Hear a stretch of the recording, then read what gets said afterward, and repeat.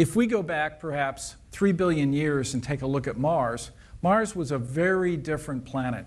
It had an extensive atmosphere.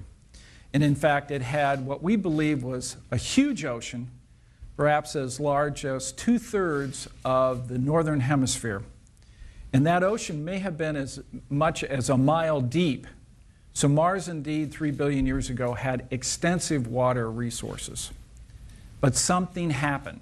Mars suffered a major climate change and lost its surface water. Today, we're revolutionizing our understanding of this planet. Our rovers are finding that there's a lot more humidity in the air than we ever imagined. As we ingest the soils, they're moist, they're hydrated, full of water. These discoveries are very important, but they were only part of the hydrological cycle on Mars that we're just now beginning to understand. What we're going to announce today is that Mars is not the dry, arid planet that we thought of in the past. Today we're going to announce that under certain circumstances, liquid water has been found on Mars. Beneath the thin atmosphere of Mars lies an enigma, a desert landscape shaped by flowing water.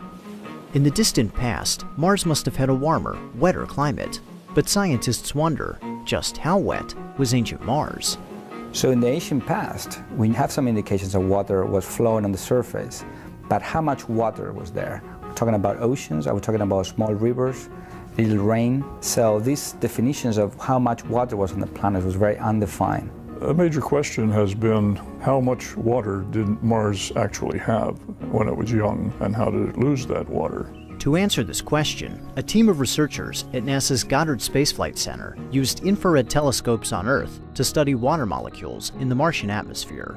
We used the world's 3 major telescopes for infrared astronomy. From the ground, we could actually take a snapshot of the whole hemisphere of the planet on a single night. The new infrared maps reveal the atmospheric ratio of normal to heavy water molecules at different locations and seasons on Mars. Heavy water molecules contain a heavy isotope of hydrogen called deuterium, which remains trapped in the Martian water cycle while normal hydrogen is lost to space. The researchers found that water from the polar ice caps is highly enriched in deuterium, indicating that Mars has lost a tremendous quantity of water. Now we know that Mars water is much more enriched than terrestrial ocean water in the heavy form of water, the deuterated form. Immediately, that permits us to estimate the amount of water Mars has lost since it was young. The findings indicate that only 13% of an ancient ocean remains on the planet today, now stored in the polar ice caps. 87% of this ocean has been lost to space. This means that early Mars would have looked much different than it does today, with a significant portion of its surface covered by water. So the really interesting question is, could it form a sea or an ocean? And indeed, it would. In the northern plains, which is a relatively flat region but depressed from the rest of the planet, it would form an ocean that was approximately 20% of the planet's surface area. And so that is a respectable ocean. This ocean had a maximum depth of around 5,000 feet or around 1 mile deep. It's deep, not as deep as the deepest points of our oceans, but comparable to the average depth of the Mediterranean Sea.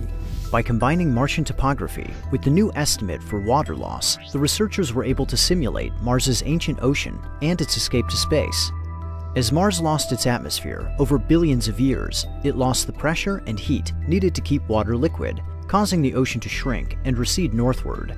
The remaining water eventually condensed and froze over the north and south poles, giving Mars the ice caps that we see today.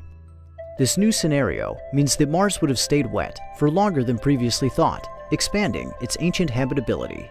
We now know that Mars was wet for a much longer time than we thought before. Curiosity shows it was wet for 1.5 billion years, already much longer than the period of time needed for life to develop on Earth.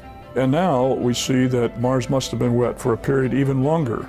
It's fascinating that we can learn so much about 4.5 billion years ago what measurements are taken right now. And ultimately we can conclude this idea of an ocean covering 20% of the planet, which opens the idea of habitability and the evolution of life on the planet.